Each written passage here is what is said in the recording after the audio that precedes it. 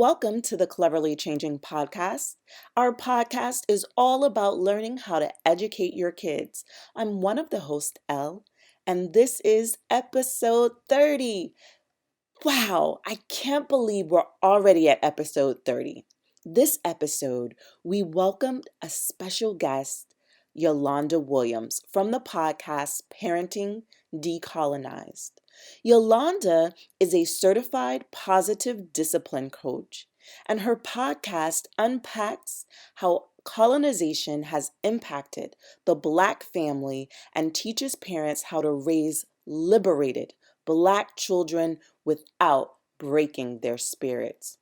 If you find yourself homeschooling for whatever reason, this is an episode that you'll want to hear.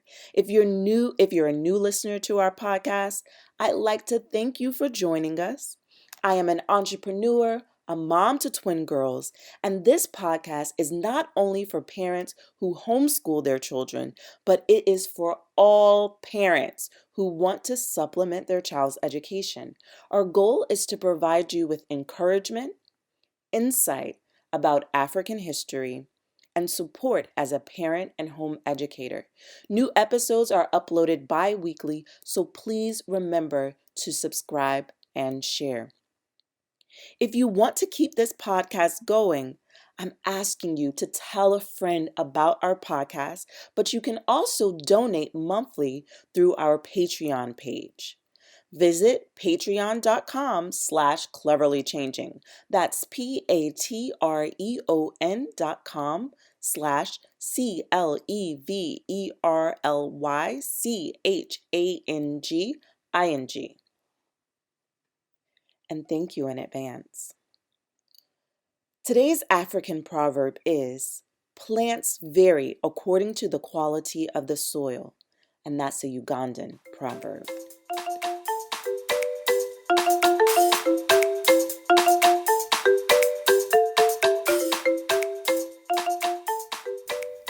It's now time for the word of the episode.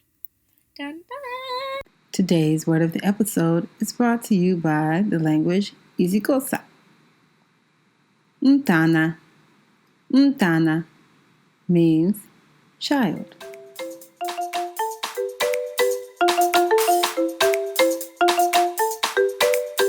This is Cleverly Cultured Kids! Hi, welcome to the Cleverly Changing podcast. We have a special guest with us, and her name is Catrielle. Catrielle, can you tell us how old you are? I am 8 years old. And you are homeschooled. Do you like being homeschooled? Yes, How long have you been homeschooled? for 8 years. For your whole entire life? Yes, And what grade are you in? I am in 3rd. Okay, very cool. What is your favorite subject? My favorite subject in homeschool, it's grammar and science. Oh, wow, grammar. That's the first time I've heard a kid say that they like grammar. What do you like about grammar? Well, it's just that you get to learn a lot of nouns and verbs. Yeah, that's very cool. And do you like nouns and verbs? Yes. What do you like about them? Well, I find them in many words and books. Oh, so you like to read. Yes. What type of books do you like to read? Like comics and basically girl books. Can you tell us some names of the girl books you like? Yes. The first one is that I like Thea Sisters, the mouse, and then second I like Zeta, the space girl. Very cool. What is your favorite class that you've ever taken at co-op? 5 in a row. We read books and then we get to sometimes eat the stuff from the book in color. Oh, I've never heard about a class that you get to eat stuff from a book. That's very cool.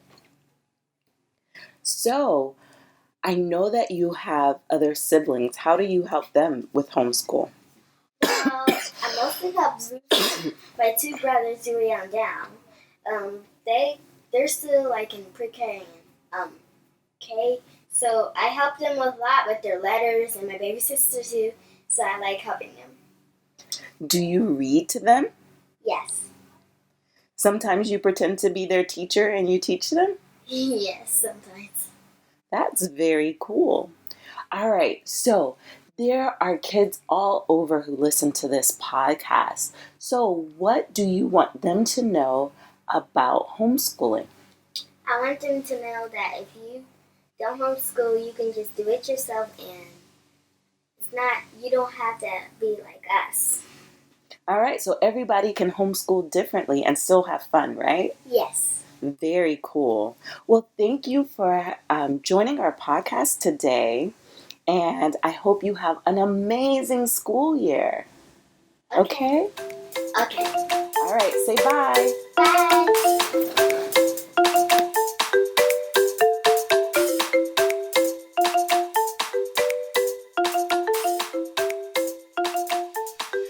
Welcome to the Cleverly Changing podcast. We are back with an amazing guest, and I'm actually going to let her introduce herself to you guys and tell us a little bit about who you are and what you do. Hi, everyone. Thank you so much for having me on your show. My name is Yolanda Williams, and I am the host of the Parenting Decolonized podcast. It is a podcast where I facilitate conversations around Black parents decolonizing their parenting, unpacking, generational traumas, and helping to, teach parents how to discipline nonviolently and, raise children who don't have to recover from a childhood. Awesome. Awesome. Now, how long have you had your podcast? It's fairly new, since October of last year. I launched October 24th. Oh, wow. Okay. Yeah. Well, terrific. I love that you talk about it's unapologetically Black, and it's talking about decolonizing, because we live in a world that's so colonized, where we often don't necessarily feel comfortable being ourselves. And your podcast gives us so many nuggets on how to change that frame of thinking. It really gets to the root of the perspective of things that could be in our community that can be a problem, and really helps us just be proud of who we are and confident in ourselves. So, I mean, yeah, that's the goal. That's it's for parents to, like I said, do some unpacking, but also, I feel like as adults, as Black adults, just coming back to that space where we feel we all say that, we're Black and proud, right? But there's so much internalized racism and anti-Blackness. We don't even know sometimes what that is. right. And I think just being open to having that discussion, being open to being called out on some of the ways that we've been thinking that have been, kind of drilled into our psyche by white supremacy. It's a conversation that many don't want to have, but we're going to have this conversation, y'all.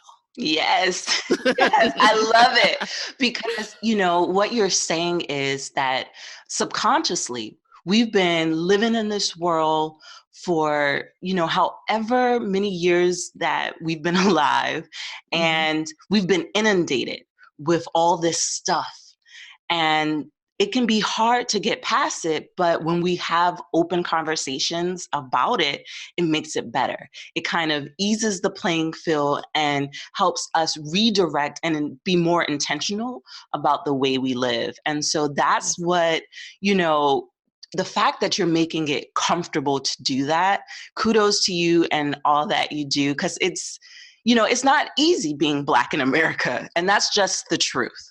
Right. Exactly. It's not only is it hard being Black in America, being a Black parent is scary AF. I mean, Yes. we just, that was what prompted me to start this podcast, because I was just like, I have a daughter now, and I was already the type of person that was already feeling some type of way about police officers and stuff like that. But once I had my daughter, I just became like, lioness mode, you know, Yeah. thinking about all the things that I don't want her to experience. I have no control over it, but if I can help, the next, if I can help parents impact how they raise their children, and we can, raise the next generation of free thinkers and activists who will help stand against white supremacy and help, um, you know, they are decolonizing minds as well. I mean, that's all I want. I just don't want her to experience some of the stuff that I've experienced. It's scary. Right. And I love that you're not going to make the dysfunction and chaos normal, because I Right. think many of us, we've all gone through some trauma, and we're all trying to find our way outside of that trauma. And for each of us, it looks different. And for many of us, it may actually be normalized. It's like it happens so much, we don't realize it, we don't recognize it. And then even if we do, we may not know what to do when it happens. And so it's almost like we could be zombies, just Right. living beings, just taking it, just taking things one by one, and it's just going right through us. And it's not even, there's a numbness to us. So I think it's, to have that conversation and to be able to make conscious decisions. You talk about conscious parenting, but to make conscious decisions to want other, something else, not something we've always been going through, for our kids, to want something that's positive, to want, them not to be emotionally broken. Right. I love that, because I think just the state of society, many of us are emotionally broken. So my question for you is, what is conscious parenting?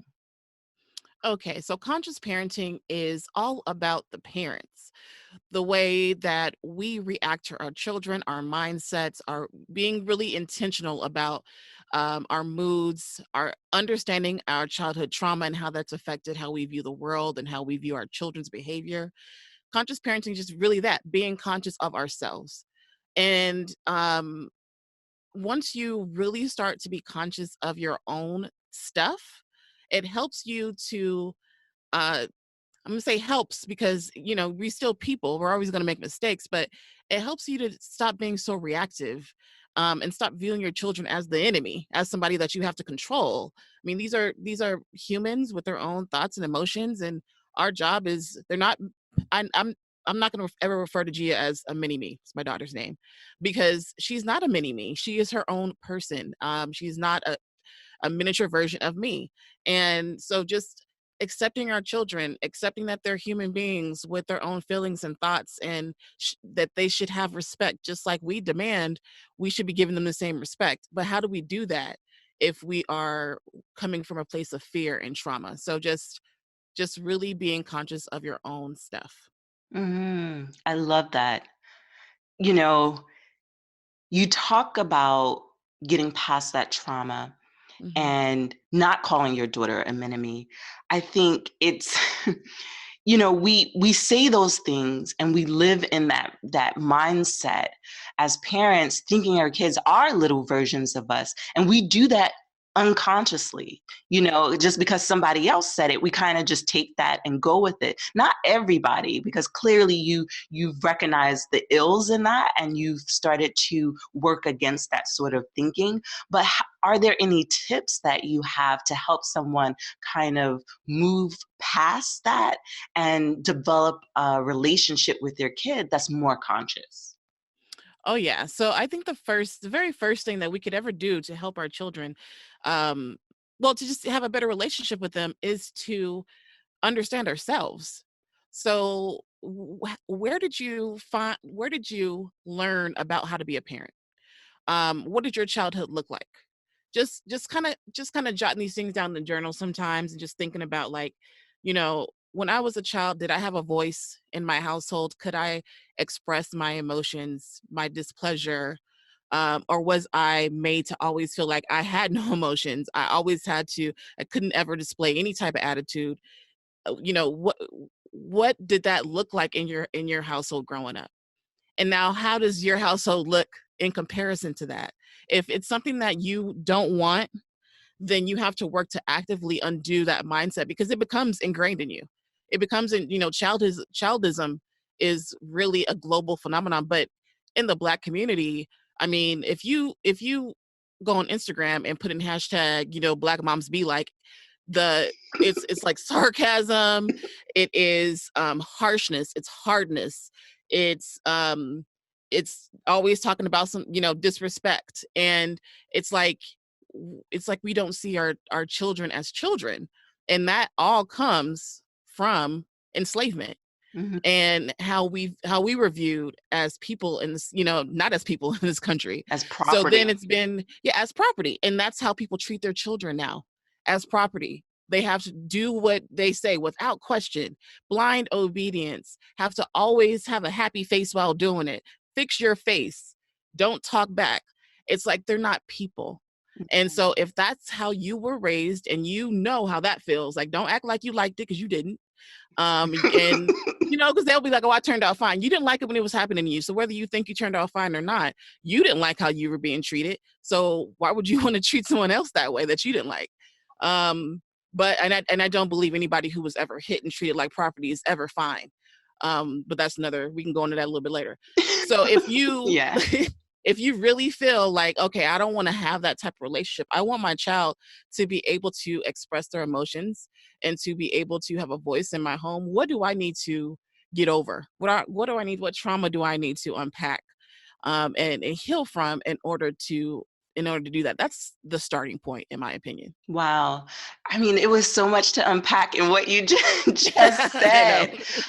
But one of the things that really stood out to me, and I think it really aligns with what I try to do in my brand, on my blog, as a parent, and so forth, is I try to change that narrative to a positive one about what it is to be a Black mother. And I think that we have to foster that in our friends, in people that interact with us. And, we often think of the strong Black woman, and that doesn't automatically associate itself with all positive images. Sometimes that can mean taking abuse and just, working like nothing happened.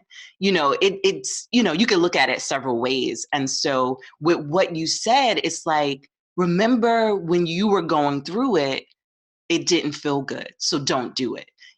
So often we hear about abusers who sometimes abuse others. And I think that's kind of at the root, we have to get away from that sort of mindset, even if it's not intentional behaviors.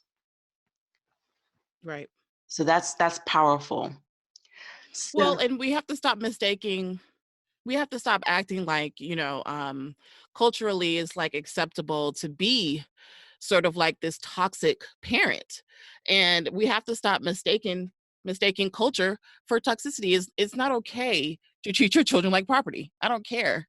Like, I just, it bothers me when I see and I hear videos and I see these comedians make jokes about it, because it's such a prevalent trope, and it disturbs me, because that's not how I want people to see Black mothers or Black fathers.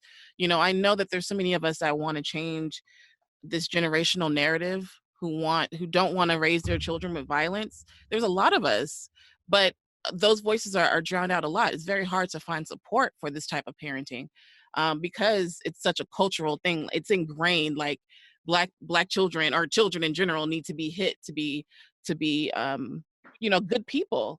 And let's just keep it real. What the issue really is you want your children to be obedient. So it's like obedience over everything. And I'm just not with that. I'm not raising an obedient child. I'm raising a child who thinks for herself. That's going to be harder, right? Because, oh my gosh. I mean, it's the truth. It's going to be harder. Yes. That means we're going to have a lot of hard conversations and times, and maybe even some arguing. Yes, I said arguing with my child, because she is a person and she may not agree with me. But I mean, she's only 2, so we ain't really had that many. We ain't had none. Well, I'm there. I have an 11-year-old who I feel like she's a little CEO. I know for a fact that she's going to run a company. She's going to run things. And I must say, it's not easy. It's not. It's not. When you want to, if you see that already in her, then think about the type of person that you have to foster, the type of the way you raise her, to foster that and bring that stuff out of her, the critical thinking skills, the using your voice, the saying no to people, Yes. to demanding excellence, right? To from keeping people accountable. That's what a CEO does, right? Yeah. So she should be able to do that at home. Yeah, and she does every moment she gets a chance. So I get that, but it's because I'm living it, it's definitely not easy in the moment, because it's not how you have family members that are looking on and other people. It's not the model of a Black family relationship that is normal. And so people are like, are you going to check her? And I'm just like, I think there is definitely a way to respect, but I want her to be able to be a whole person and be comfortable voicing her opinion. I believe there is a level of respect that should be warranted, but I do give my kid much more freedom than I had as a child. And it's not to allow any sort of disrespect, because I think that's something totally different, but you want to foster their leadership skills and allow them to lead.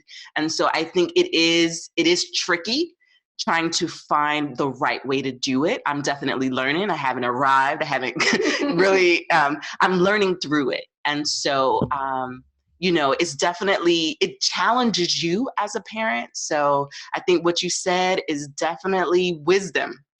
A lot of wisdom. It's true. I have a 6-year-old house manager at my house.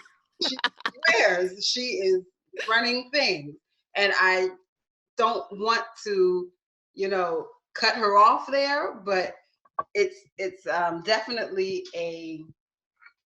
a conscious decision that I've made, that I'm going to allow her the opportunity to make decisions and to speak her mind, but I do draw a line where, okay, wait a minute, now you're stepping into being rude, so let's find a better way to say that. You don't have to be That's it is. Yes. But see, that's the thing, right? So kids don't come out the womb knowing what disrespect is, or even respect. It's a concept and it's subjective. So, when people hear that, you're not hitting your child or allowing them to say no or have an opinion, they're like, well, they need discipline and punishment. It's just like, if you don't get out of here, nobody's saying to let your child literally do everything they want to do. Well, you have to teach them. And the best teacher is through experience. So when your child does pop off, you can just be like, okay, so I understand what you're trying to say, but I couldn't hear you because of how you said it. So can we try this again? Right. And that's how you just teach them in the moment about respect, through respecting them. Because you're a model. Like, how do you, the first person that teaches them about respect is you. And that's through modeling what respect is. And that means treating them with respect. If you want it so badly, show them what it looks like in the way you treat them. Yes. Yeah, because they're humans too. They have feelings, thoughts, and all of that. And there's no reason that because they are under 4 feet, that somehow negates their humanity or their ability to know what they want or what they don't want. Exactly. All right. So that leads me to ask you, were you raised by conscious parents? Not even a little. Oh, no. Not even like a minuscule piece of conscious parenting at all. Listen, I love my mother, but she was not a conscious parent. There was a lot of yelling. There was a lot of berating. There was a lot of name calling. There was a lot of hitting. Oh. I mean, when we were teenagers, it went from a belt to actual like horrible things. Like it's my daughter in the background, y'all. She laughing at me at the story, and I'm trying to figure out why. But she went to hitting us with like a water hose. Oh no! I mean, I'm so sorry to hear that. Me too. Thank you. And it's just, but that's when I grew up thinking, what, children needed this type of treatment. Girl, get off me. Sorry.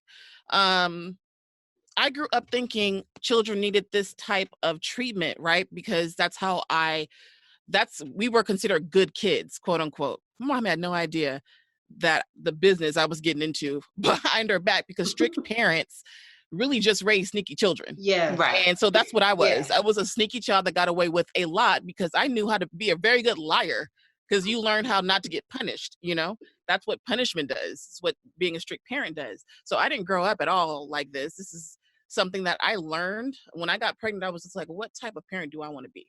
I really thought about that.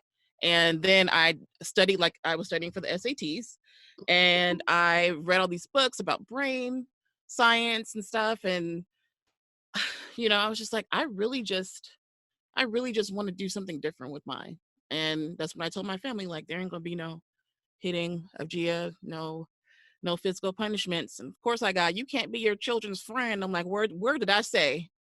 And who, yeah. But yes, you can. Why not? I can be. It's so funny that you She's guys. my friend. Why not? My mother was my friend as a child. And Listen. honestly, this term of being a conscious parent is kind of new to me. But I think my mother really did embody a lot of that. Thinking back, you know, she used to talk to me with words. I guess she realized early on, I think she did try the whole corporal punishment thing with me. But I very hard-headed, and that kind of stuff didn't work for me. So you could beat me until you're blue in the face. I don't give a rat's behind, because guess what? I got plans, and I'm going to show you something. And so she figured out that, you know, talking to me and reasoning with me was so much better, and it actually worked. Okay, so now I understand what it is that you're going for. Okay, well, maybe we can work together on this. Can we come up with some kind of compromise? And I'm sure a lot of people probably thought that my mother was crazy. I remember I used to get in trouble with my first grade teacher all the time for rolling my eyes and sucking my teeth. But guess what? When she met my mama and my grandma, they did it too. And it's just what we do, okay? If you Right. don't like it, that's unfortunate. If you feel as though I have hurt your feelings, well, you should work that out for yourself, because it has nothing to do with you. It's just me releasing that frustration that I had in the moment. So for people who are, you know, hell bent on you're gonna respect me, well, what is respect? You know, and I think a lot of parents haven't quite thought about what respect actually is for them. Does it really matter if the child calls you Gail? That's Girl. your name. Okay. I mean, talking about that's not my name. My name is Mom. No, it's not. Right. Look, if somebody says mom, there's 15 other moms in this one room, right? Who are you calling? You know, I'm not a penguin. I can't quite always distinguish between, you know, this child and my child. I can't lie. I've been in a grocery store before, hear somebody call mom, and I'm looking around. It's not my children. It's someone else. So, you know, I just think that when we get into the whole idea of how do we want to parent, a lot of times, you know, our first inclination is to go with the way we were raised. And was it difficult for you to, you know, break the mold and do something different, or even to tell them that you were going to do something different and to expect them to respect your choice? You know, it wasn't. And that's just because early on, I found other people, like-minded people early on while I was still pregnant, who thought like me on Facebook. Oh. And so I felt sort of empowered by that. And then once I told them, it was pretty much like a non-negotiable. Look, this is not a democracy, okay? I'm doing this. Either you can get with it or get lost. And what I try to do is just is model what I want that to look like. But what I won't do, you know, I love, you know, what's amazing is that my family has been a great help to me. This, you know, with Gia, I'm a single mom. I need my family, and it's all women. But they know that in a minute I'll just be like, I guess you're just gonna have supervised visits because I'm not leaving her here with you. That's just how I feel about it. I'm never going to put an adult's feelings over my child's emotional well-being. It's just never going to happen. And when you spoke earlier about like how you'll have like people looking at you waiting for you to check your daughter. Oh, you know, the watchful eye of a Black family member, man, it'll make you feel like you have to perform. Yes. It really does. It makes you feel like you have to perform. And sometimes that will lead to you changing the way that you parent on a daily basis. And I just encourage anyone going through that to really feel empowered in that moment to say to your, to the person, like, I'll handle this the way I'm going to handle it.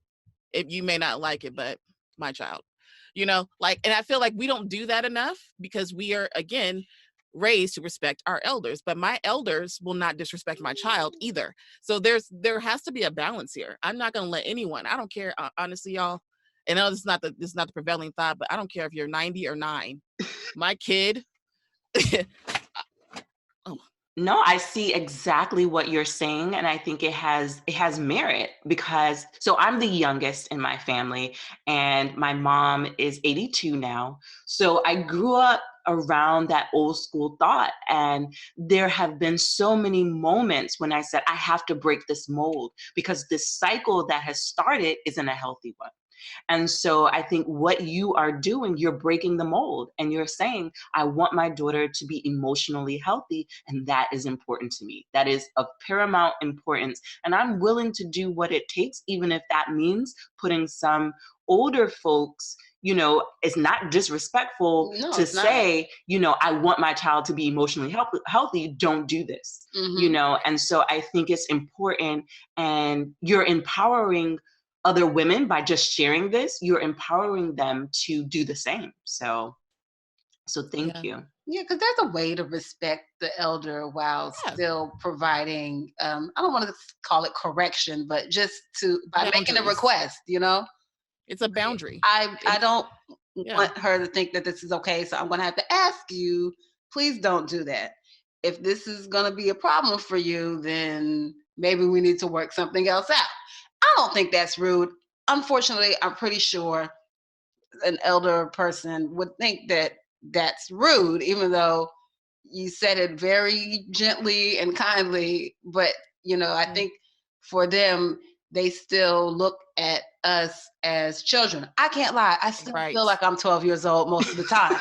Right. That's what I was going to say. You get transported back into childhood when you're around like your parents or your grandparents, and they expect you to act like smaller children. My mom has actually said, like, you guys, the way we talk to her, we have never been disrespectful to my mom, even now. But you just don't like that now. You can't control everything. That's what you don't like. Right. So I'm putting this boundary up. No, you can't call her bad. I don't allow her to be called bad. You may not like me correcting you, but you're going to either like I said, you get with it or get lost. I don't know what to tell you, because I'm not going to allow you to plant that seed. She's not a bad child. She's a 2-year-old that touches things. And it's just like these prevailing thoughts about like children, and like a lot, if you really look at it, a lot of these things are not rooted in any kind of science. No. They're just anecdotal, and they're mostly because of the parents want to control. They don't understand. They want to control. They don't understand child development. It's tradition. It's tradition. It's tradition. So you're like, pop her hand if she's touching something. How about I'm gonna move that thing that she shouldn't be touching? I agree. And I don't have to hit my child. Altogether. What are you talking about? I don't have to. She's not a dog. I don't have to train her to not touch that. What I'm going to do is make her environment safe. Right. And so she can feel free to touch anything in here without hearing no and stopped and getting popped all day. Yes. Or what about them running off in the streets? Why don't you have their hand? Why don't you pick them up? Like, they're children. They don't understand what safety is. Right. Hitting your child because you failed to keep them safe. Okay, let's just keep it real. Is not okay. It's not. So I loved when you brought up the word boundaries. Mm-hmm. And I feel like that is just, at the root of it. I think when we are raising our kids and when we're dealing with other people, just dealing with ourselves, we have to understand boundaries. And I think that often as a person of color, our boundaries are overlooked. And so how do we as parents help define, because I feel like the notion of having boundaries as a Black woman is we're not really given license to have boundaries, but we should. And so how do we kind of go past that sort of idea of tradition that has basically taken away our boundaries and we put it back into place? How do we go about that? and it is part of tradition, and not, it's because of the way we were raised. When your boundaries from the time you are a child are completely, just being stepped on by adults in your life, you quickly learn that you don't have any, like and you can't enforce them even if you got them. So I still have a hard time with boundaries. Gia is probably the only reason I have even a few. Like, my boundaries have always been really fuzzy, but I'm learning that it is not my job to fix other people, that it is okay if others get angry if I have boundaries. That's their problem, it's not mine. Right. It's okay for me to say no. And Mhm. it's not my job to make anyone else but me happy.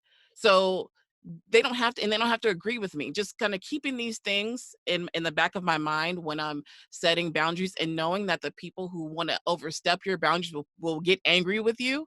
That those are the people that you may need to not just detach from per se, but maybe make sure that you have a game plan. So for instance, let's say your mother wants to keep popping your child, even though you say stop. They just reach out and just pop them, just like automatic. Oh, they pop. And then you keep having this argument about it. Clear boundary is supervised visits. Right. You make sure you're a barrier between your mom and the baby, and then you just make them visit short.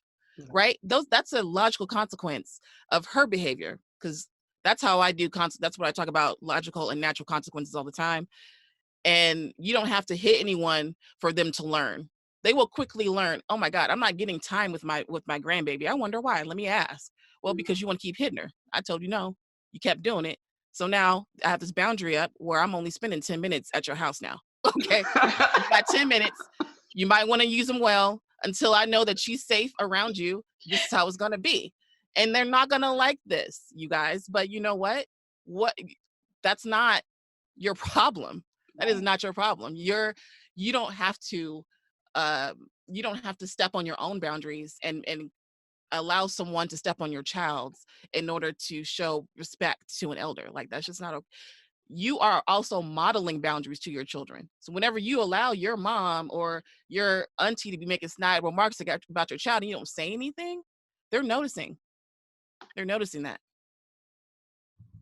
Okay, well, we did kind of touch on the difficulties that people of color, Black people in general, have with striking. I think that's a major. Striking and yelling is very. We talked about this already, though. You know how people of color have a different idea of discipline that kind of stems from, slavery. Yes, ages and ages ago, being stolen and broken, right? But a lot of the same systems aren't exactly in place in the same manner as they were back then. And so we don't need to discipline our children in that way. But do you have any thoughts that you would like to share on, why we have such a disconnect or just a disregard for the idea of parenting consciously, and why so many of us will look at that and say, well, that's a white people thing? Oh, listen, hitting your child is the whitest thing you could ever do. Hitting your child is the whitest thing that you could ever do. Yeah, I said it. I got it from Stacey Patton. Look her up. She wrote the book called Spare the Child. And when she breaks it down, and I got the book, thinking about doing a book club on it because it breaks some stuff down. When you think about the legacy of violence that white supremacy has left on us, on indigenous people, on the land, on the earth, white supremacy is a plague, and it's violent. It's a violent plague. So when you use violence on your child, it is the whitest thing you can do. Loving your children, attachment parenting, that came from Africa, y'all. That wasn't some white lady who invented that shit. Sorry, stuff. that originated in the motherland. Right. They don't allow their children to cry. Mm-hmm. They see their children as people who deserve respect. These are, tribal people, and there's a village there. Right. So this idea that it's a white person's thing to be empathetic and compassionate and love your children unconditionally, and accept them for who they are and to not hit them, that is not a white person thing. The latter is hitting them, taking away their voice, taking away their autonomy, making them into property. Mm-hmm. That's a byproduct of whiteness. So I'm gonna need y'all to really understand that.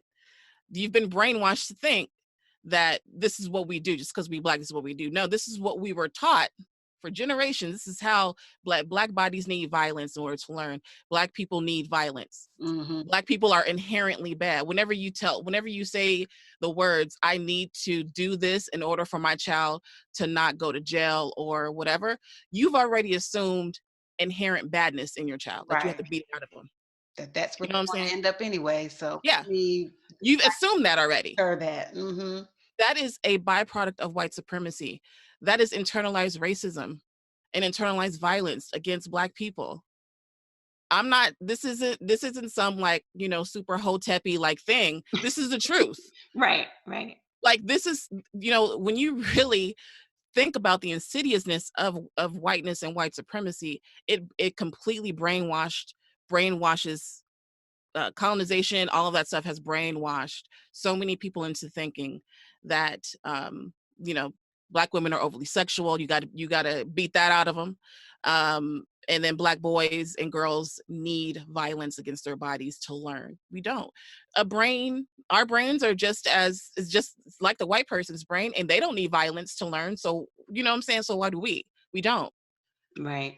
I think that for the sake of the podcast, I think creating a visual picture is helpful, because when I think of parents in Africa, I think of them strapping their babies to them as Mm-hmm. they Yes. work, as they spend time with them. So when you talk about attachment parenting, is so ingrained from the time they're infants, because there was a strong push for nursing your kids and just Mm-hmm. spending time with them. So the attachment parenting is there. And so for those who need the visual picture, they would use the cloth and they would wrap Yep. their babies close to their bodies. That is ingrained. Now we have, in America, we call it the kangaroo hold. That was done way back in the day, before Right. it was called the kangaroo hold. Or was Right. called baby wearing. Right. Baby wearing. And that's one of my favorite things to do. I have worn all 4 of my little babies. And even though the last one, I don't put him in the strap anymore. I call it the strap, get my strap. And but he's always on me. Always. And it drives me crazy sometimes, because can I just get 2 inches of space? Can my skin breathe? The pores set, let it get a little air. But at the same time, I know that he's looking for something. He's needing that closeness. And so I try not to just, push them off. And you already know I'm not really the touchy-feely kind, so it really does kind of drive me nuts. I just want to stretch out. But I've given them all that that ability Closeness to just attach. And they still, come up to me and lay the little head all over me, climb all over me, fighting over space on my neck. And I'm just like, you guys, out of hand. But I always think, like you were saying, about the mamas and shucks, even the daddies walking around with their cloths, with the baby wrapped up in there, and the baby just sitting there looking around at peace and happy. I mean, look it up. I want that for them. These babies don't cry. They don't. They don't cry because there's always their needs are immediately met. Right. So if they do cry, there's a boob in their mouth, or they're strapped to somebody, they're being held, their diapers are being changed. It's all right away. And then they also give them autonomy. So when they can start moving around by themselves, they let them explore things. Yeah. They let them touch things that they probably shouldn't touch. They help them learn through natural and logical consequences. Everything that we're talking about with conscious parenting, it is not new. It's new to many of us, because it's completely opposite of what we were raised to believe a child needs in order to learn and in order to be a productive member of society. But these kids, you know, in these tribes, they grow up to be very independent people, very hardworking people. And they are also very community oriented people, right? They stay and they help their parents, and they help raise up the next generation of people in the same way. So it's like, I know it's different because if you are, let's say, you know, I was out there and my child started crying and I couldn't nurse at that moment, there's another auntie that may be nursing. That kind of stuff was very common out there. A village is completely broken in the United States, and it was on purpose that it was broken.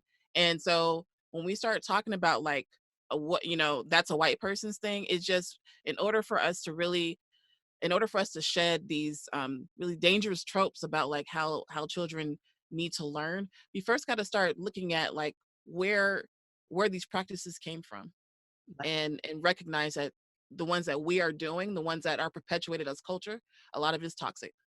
You're absolutely right. Indeed. So, And I just want to throw this in too. Not only is it toxic, it is gatekeeping for white supremacy. Oh, look at you. Uh-oh. Somebody's toes feel a little crunchy. I mean, I might have stepped on a few. You are. When you are basically raising a child to be blindly obedient, to feel like property, and then you get him out in the world, you're just like, well, why didn't you speak up for yourself? Yeah, I can't. What practice? I can't stand that when people are like, oh, my baby listens. And I'm like, oh, I can't lie. I want them to listen. But at the same time, I don't want you to just be obedient because some authority figure said this is what it is. Well, guess what? Authority figures end up being wrong all the time. Science gets debunked all the time. Right. I mean, there's always evolution to things. I mean, just because something is legal does not make it right. And so if nobody ever were to ask the question, how come I can't vote? How come I can't sit here? How come I can't travel there? How come I have to give this medication, this shot, whatever it is, then no one would ever make any progress if there weren't people saying, but why? And hold on. And saying no. Think this. Right. How about no? Yeah. Rosa Parks was just like, nah, nope. Not getting up. And that's in a beat like we want, don't get me, I want you to listen too, but I also want her to challenge the status quo. I want her to, if something, she knows something is like, if I see these things happening in schools, like, you know, Black child bringing home an assignment that has something really horrible to do with slavery. And I'm just like, listen, I really hope I'm raising a child that in that classroom will stand up and be like, I'm not doing this. Call my mom. I'm not doing this. That's the child I'm raising. Okay? So yeah, that's the child I have. She challenged me today. So I'm going to go ahead and share it. I'm going to go ahead and share it. This is my same CEO child. So I told her that she didn't need to eat MSG. I was like, it's monosodium glutamate. It's bad for you. And basically she was like, where did you hear that? And I was like, oh, I can pull it up on the, you know, so first I asked Google, and essentially we found an article, a couple articles, because I told her you have to not just take your first source, you have to take a couple sources and then come to your own conclusion. Well, basically, at the root of it, it was basically we found a video about someone who did research on it, and basically it's a part of xenophobia. So because they called it the Chinese salt. Yes. Calling it. Oh my goodness. No, but basically they're saying that it was painted as bad for people because people were trying to make it seem like Chinese were trying to do something bad for others. It's not that the seasoning is actually bad. It's based on xenophobia. So I was just like, man, I'm gonna have to do my report. Like your like when your kid challenges you, and this is a good thing. Again, I'm working on it. You know, I'm just like, oh my gosh, I got to do my own report so that I can say, hey, you know, so I did this research. But when so my kid has been homeschooled from birth, and we have these moments where it's like, well, yeah, I've always heard that MSG is bad for you, but now we have to see what's really the root. So we're going to have to check more than just 3 sources. We're going to have to really do a report on this and come back and say, this is what I found. This is what you've come to a consensus on it. But I was challenged today, and honestly, I feel wiser. Like, don't just because somebody says something is bad, do your own research. Because a lot of times, the people who are painting the story, who are telling us the story, they have a hidden agenda. Yeah, they're framing it in a way that gets them what they're looking for. But I'm going to say this. I am intrigued, and I will be doing my own research for the Ding Ding MSG. Honestly, I don't know that I guess because I eat a lot of, freshly raw stuff. I don't do a whole lot of processed foods like that. Well, I shouldn't say I'm going to say 50-50 because there are some things that I'm just not there yet, like canning my own tomato sauce. I want to, but I don't know how to find the time to, get into that. But anyway, I digress. I'm thinking that, doing that for a health topic. Yeah. That's what we're going to do for nutrition. Yeah, it sounds real good to me because, MSG, they always say it's so horrible, right? Right. So I can say as a parent who's raising this kid that I'm challenged, I'm intrigued, and I'm learning. Yes. So that really is a great segue to our next question to you. Although Gia is only 2 years old, we've heard you express some interest in unschooling on your podcast. What makes unschooling desirable to you? Because I really want to raise like a really quirky, like weird little girl. I don't want her to be a conformist. I don't want her to be she's sitting up in some classroom, just, memorizing things and not really learning about real life. And so, we're gonna my ultimate goal is to buy some land out here in Arkansas and build on it and start an organic farm so we can grow our own food. And what is a better classroom than a working farm? And just biology and ecology and just learning about how our bodies, will react to all this amazing new food. By the way, fresh tomatoes, homegrown tomatoes are amazing. If you haven't grown one, you should. What you say? My God. She's a gardener. She has a lot of things in her garden. That's how I found you. Oh, hey. Okay, good. Yes, because I'm just like obsessed now. I grew a tomato and I was just like, oh my God, I never knew. Oh, and that's like having those kind of realizations, exploring new foods that we've never, had that aren't in the grocery store. Like I really just want her to have a different view of life. And not only that, I feel like unschooling just allows them to learn in the most natural way that they learn. And that's how I learn. I didn't finish college because I just couldn't get with the program of college. I couldn't just sit and let someone talk at me. And I had to really work. I had to support myself. So I had no time for it, but it just wasn't resonating with me. I learned a lot through watching documentaries and doing stuff, right, and reading books. Like that's how I learn. I am a bevy of useless information. Okay, I just am, and it's because I love to learn about like weird stuff, and so it really interests me that unschooling just promotes this natural, how she will learn naturally. Yeah, I want her most humans do it. Yeah, it's self-directed education. You pick up what you pick up wherever you pick it up, and you hold on to it if it's useful, and don't if you don't. Yeah, I love what you said, because I think in my house I am the typical student. I that's just me. I was, because I am the youngest, I think I was always told to do things and I was like, okay, I'll do them. And I was a big rule follower. I think it may have something to do with my personality. But when I became a parent, I said, I want my child to be able to make calculated risk. And I want them to be able to explore, because there is a part of me that's always trying to break out. Like I can feel it, like an internal tug that says, no, you need to go beyond that. You can do more. You can go past this boundary. And so it's like, it's so it's a dichotomy that lives within me. And I don't necessarily want my kids to have that exact same type of pull. So I've been raising them differently. And I think of my husband, who was homeschooled for a time, and he just sees the world endlessly, and he can just do so many things. He just does it. And I'm like, wow, you're gonna take that apart and put it back together? And he was like, yeah, they have a YouTube video on it. I'll just do it. Like, and it'll be something really complex. And I'll be like, really? So I think it's just important with self-directed education. It teaches you how to trust yourself. Mm-hmm. And for me, that's what I'm learning. I'm on a journey learning how to trust myself. And for my husband, I feel like he's already there. And so I'm happy that my kids have, they're able to see that.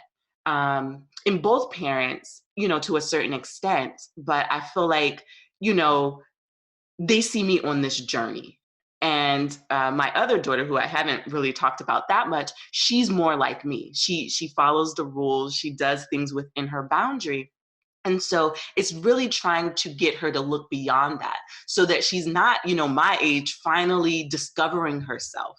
And so I think it's important to see it. Yeah. Can I just say that I don't think that she's looking for herself. I think she knows, and she's just quite comfortable with that. It's just, this is the way I am.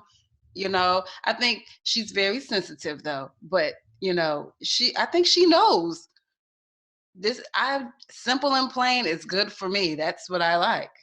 Okay. I just want to be, am I happy? Do I feel good? Does this make me feel good? Well, then I'm good. I think that's kind of where she is. I'm sure there will be more evolution to her personality and the creation of boundaries and things. But, I think she's kind of there. She's just being herself. And I don't think there's anything wrong with wanting to be in the right and wanting to follow the rules. But she asks plenty of good questions, and she notices things and speaks up. Hey, just the other night. She does. So I don't think that if your child just seems really docile and not the super militant one, that just may not be his or her style, but our temperament. Yeah, but that doesn't mean that they're just taking the person's word for it. Right, that they wouldn't buck the system in their own manner. Because I think she would. She definitely does have the moments where she's like, no. Yeah, I mean, and not like I idolize Gandhi, because I think he had quite a few misconceptions, but even he, with his gentle manner, was able to say, hold up now, I disagree, and I want y'all to change this.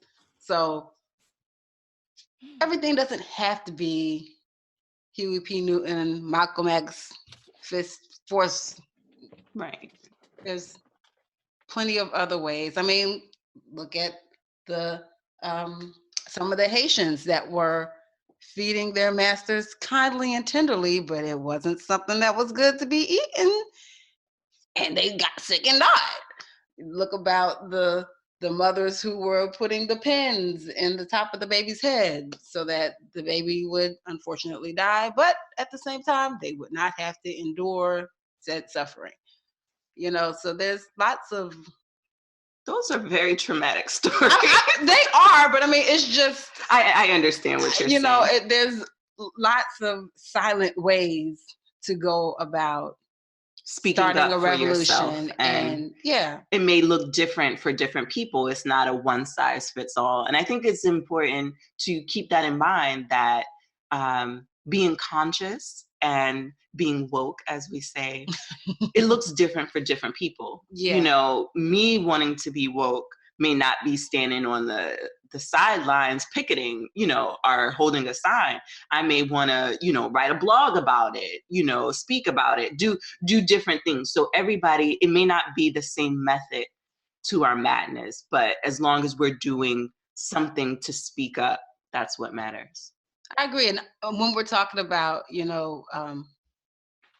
bringing about change, whether it's in our work life, our home life, even our civil lives. Honestly, it does seem to take several different approaches. So you're going to need somebody to take the violent approach. You're going to need someone to take the nonviolent approach. You're going to need someone to take the educational approach. You're going to need someone to take the scientific approach, so that all these different fingers on the same hand are able to grasp the goal. It's not, and I think even when it comes to parenting our children, just like how we were talking about, it takes a village, right? You need to be able to take different approaches according to the situation and the child or children in order to come to a whole well-being that is, autonomous and confident and happy and healthy. Yeah. All right. Well, we are wrapping it up. I feel like we could talk to you for a long time, but we'll have to definitely do a sequel. So what I want people to know where they can find you, and if you have any just final words for the audience. Well, thank you guys for having me on your show. I always say that conscious parenting is activism against white supremacy. If we want to just start raising a different generation and think differently about the world and see the world differently, we have to do something different. Black children have been getting hit and yelled at for centuries now, right? And it has not helped us. It hasn't made Black people any different or any better or anything like that. But I feel like if we want to see a bigger change in the way that we interact with each other, in the way that men and women interact, with each other, and in the way that we treat everyone, we have to start with children and how we respect them and how we speak to them and how we value them and see them as whole human beings, who just need to be taught how to navigate the world. They don't need to get it beaten into them. They just need to be shown the right path, and they will make mistakes, as we all do, as adults do. But if we can extend adults in our lives all this grace, we should be able to extend it to children. Yes. I agree. Yeah. One just last note, if you have a job where you have to leave the house, and if you can muster smiling at people you don't care for all day and encouraging them and being nice to them, then you should keep that same energy when you get home with your children. Right. They should not be the people that get to, once you get home, now you can release all that pent up frustration and resentment towards the world. They're not the people to do that with. You got to figure out something else in your life to help you with your stress and make sure you're taking care of yourself. Self-care is a large part of conscious parenting, because we matter too. Parents matter too. So we have to make sure we're taking care of ourselves and loving on ourselves and making sure that we are, getting our vitamins and getting sleep and, getting a day off sometimes, and not taking life out on our children. If we can smile at these strangers, and give them all kinds of grace and compassion and politeness, we can do the same with our kids. You're absolutely right. I think it's something that we owe to ourselves as well as our children. Yeah. And, just having this conversation gives us the permission to look out for yourself. It's not a dirty word. It's not a bad thing. We matter too. And that's important. Not being selfish. And that's taken me a long time to get to that point, because I give everything to these babies. Everything. Right. But it's taken me, I'm serious, a long time to come to the point, well, you know what? I do matter too. I don't have to give them everything to the point where I'm just, take me now. Depleted. Yeah. Right. So where go ahead, sorry.